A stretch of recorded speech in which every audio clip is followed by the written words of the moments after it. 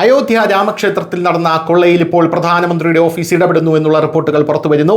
പക്ഷേ ക്ഷേത്രം അതിന് തടയിടുകയാണ്, ക്ഷേത്രത്തിന്റെ ട്രസ്റ്റ് അതിന് തടയിടുകയാണ് എന്നുള്ളതാണ് നമുക്ക് മനസ്സിലാകുന്ന കാര്യം. അയോധ്യ രാമജന്മഭൂമി ക്ഷേത്രത്തിൽ ഭക്തർ സമർപ്പിച്ച കോടിക്കണക്കിന് രൂപയുടെ പണസംഭാവനകളും സ്വർണം വെള്ളി ആഭരണങ്ങളുടെ തട്ടിപ്പ് നടത്തിയെന്ന കേസ് ഇപ്പോൾ രാജ്യത്തെ ഏറ്റവും വലിയ സാമ്പത്തിക വിവാദങ്ങളൊന്നായി കത്തിക്കയറുകയാണ്.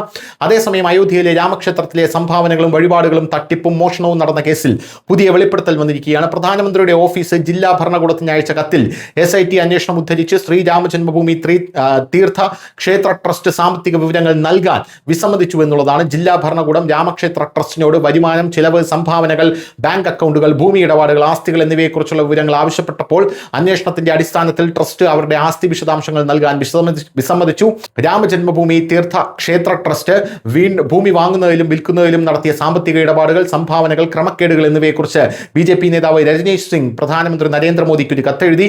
ഇതുവരെയുള്ള സാമ്പത്തിക ഇടപാടുകളുടെയും ആസ്തികളുടെയും വിശദാംശങ്ങൾ വെളിപ്പെടുത്താൻ ക്ഷേത്ര ട്രസ്റ്റിന് നിർദ്ദേശം നൽകണമെന്ന് രജനീഷ് സിംഗ് പ്രധാനമന്ത്രിയുടെ ഓഫീസിനോട് ആവശ്യപ്പെട്ടു.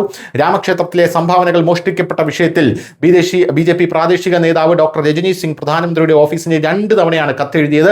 ജൂൺ 9 രജനീഷ് സിംഗ് ആദ്യം പ്രധാനമന്ത്രിയുടെ ഓഫീസിന് കത്തെഴുതി ക്ഷേത്ര ട്രസ്റ്റ് അതിന്റെ തുടക്കം മുതലുള്ള എല്ലാ സാമ്പത്തിക ഇടപാടുകളുടെയും സ്വത്തുക്കളുടെയും വിവരങ്ങൾ വെളിപ്പെടുത്താൻ നിർദ്ദേശിക്കണമെന്ന് അദ്ദേഹം ആവശ്യപ്പെട്ടു.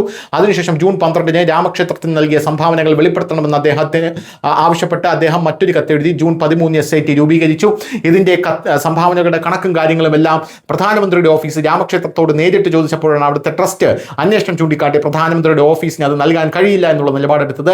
ഇനി എന്തായിരിക്കും വരാൻ പോകുന്ന ദിവസങ്ങളിൽ ഇതിന്റെ അന്വേഷണം എന്നുള്ളതാണ് കണ്ടറിയേണ്ടത്. News desk news Malayalam.